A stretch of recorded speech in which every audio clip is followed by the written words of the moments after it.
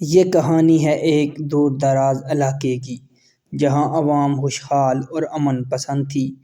اس علاقے کا وزیر، جسے لوگ خوش دل وزیر کے نام سے جانتے تھے، اپنے خوش مزاج، انصاف پسند اور رحم دل طبیعت کی وجہ سے ہر دل عزیز تھا۔ وہ اپنی عوام کے لیے ہر وقت تیار رہتا اور انہیں مسائل سے نکالنے کے لیے ہر ممکن کوشش کرتا۔ اس کی رہنمائی میں علاقہ امن و سکون کا گہوارہ بن چکا تھا۔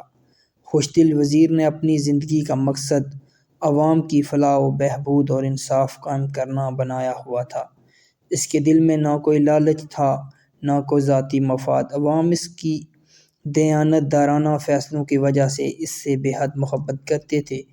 وہ اکثر عوام کے درمیان جا کر ان کے حالات جاننے کی کوشش کرتا اور ان کے مسائل کا حل نکالتا۔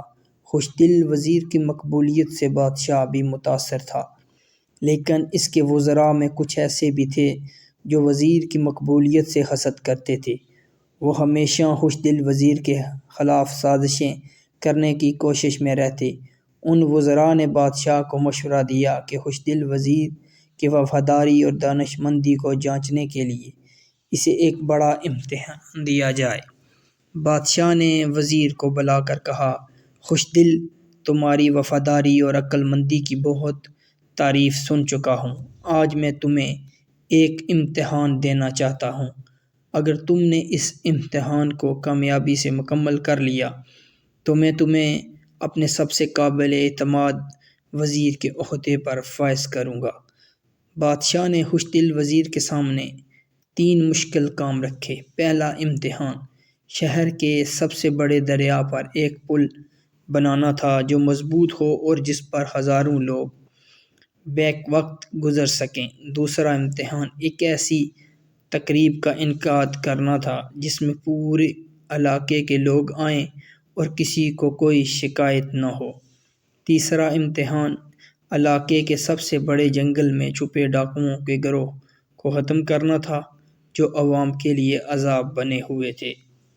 بادشاہ نے کہا، تمہارے پاس ان تینوں کاموں کو مکمل کرنے کے لیے صرف 1 مہینہ ہے۔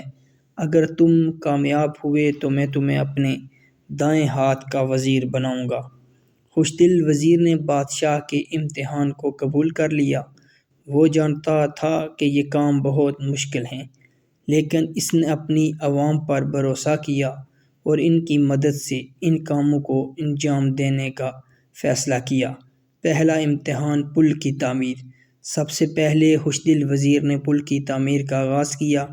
اس نے اپنے علاقے کے بہترین کاریگروں اور انجینئرز کو بلا کر منصوبہ بندی شروع کی۔ لوگوں نے وزیر کے منصوبے کو سراہا اور بغیر کسی اجرت کے کام کرنے کے لیے تیار ہو گئے۔ پل کی تعمیر کے دوران موسم کی مشکلات، سیلاب اور کچھ مخالفین کی جانب سے رکاوٹیں پیدا کی گئیں، مگر خوش دل وزیر نے ہمت نہ ہاری۔ اس نے دن رات محنت کی، لوگوں کو حوصلہ دیا اور بالآخر 1 مہینے سے بھی کم وقت میں دریا پر ایک مضبوط اور شاندار پل تعمیر کر دیا۔ دوسرا امتحان عوامی تقریب۔ اب باری تھی دوسری آزمائش کی۔ خوش دل وزیر نے عوامی تقریب کا انعقاد کرنے کا منصوبہ بنایا جس میں علاقے کے سب لوگ شامل ہوں۔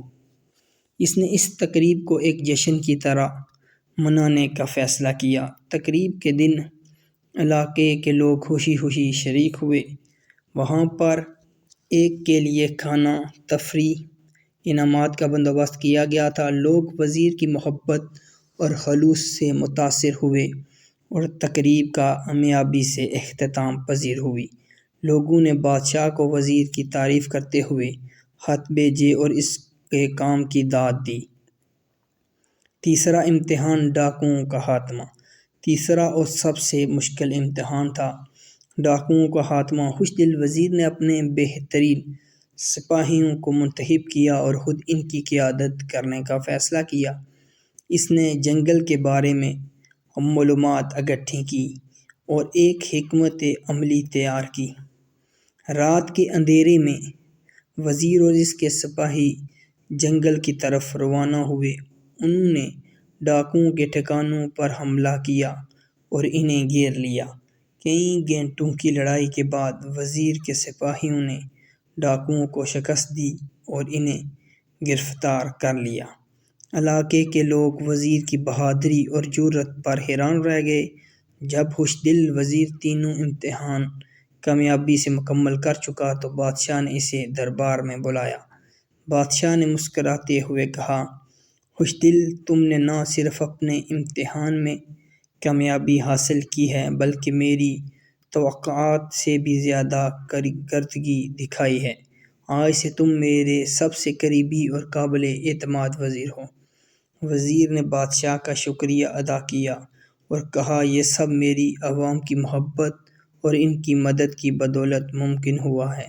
میں ہمیشہ اپنی عوام کے لیے کام کرتا رہوں گا اور ان کی فلاح و بہبود کے لیے کوئی کسر نہیں چھوڑوں گا۔ خوش دل وزیر کی کہانی علاقے میں ایک مثال بن گئی۔ اس کی بہادری، ایمانداری اور عوام کے لیے محبت نے اسے ایک تاریخی شخصیت بنا دیا۔ اس کی فتح نہ صرف ایک امتحان کی فتح تھی بلکہ عوام کے دلوں کی بھی فتح تھی۔ اس کے بعد علاقے میں مزید امن و سکون قائم ہوا اور عوام نے خوش دل وزیر کو ہمیشہ اپنے دلوں میں بسا لیا۔